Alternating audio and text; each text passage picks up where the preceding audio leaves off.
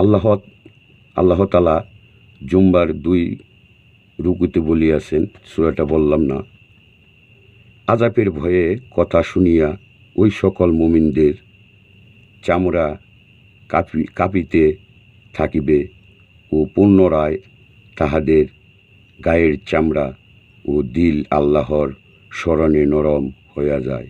অর্থাৎ সর্ব শরীরে ওই অবস্থায় কাঁপিতে থাকে। শরীর জ্বর হইলে যেইরূপ সর্ব শরীরে কাঁপিতে থাকে, তদ্রূপ সর্বশরীর কাঁপিতে থাকে।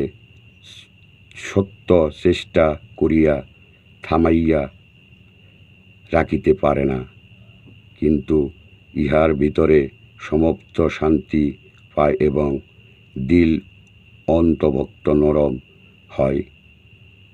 ক্ষুধার দিকে দিল রুজু হইয়া যায়। আল্লাহ পাক সূরা হাদীদের 1 রুকুতে বলিয়াছেন, অর্থাৎ কোনো সময় আমি আল্লাহর সিংহাসনে গিয়া বসি, আবার কোনো সময় নিজের পায়ের পাতা দেখি না। তা আল্লাহ যেন আমাদেরকে এমনভাবে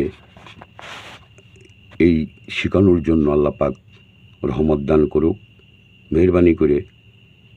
আমি আব্দুল মান্নান একদিন থাকবো না,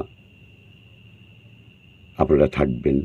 আমাকে কি বললো ওইটা আমার দেহের ব্যাপার না। আমার মাওলা আলীর থেকে বায়েতের শুরু।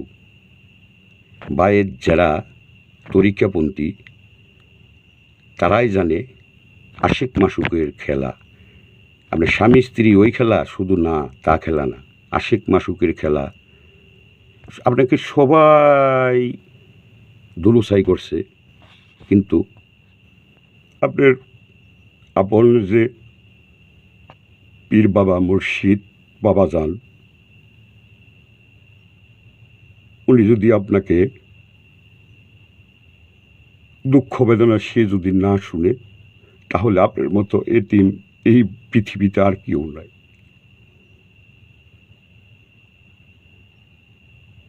বেশি বেশি আল্লাহ পাক ইনশাল্লাহ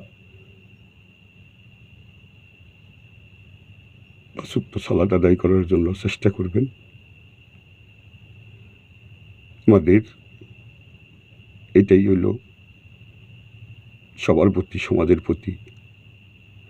দেখেন কত সহ্য করতে হচ্ছে। ভালো থাকবেন ইনশাল্লাহ।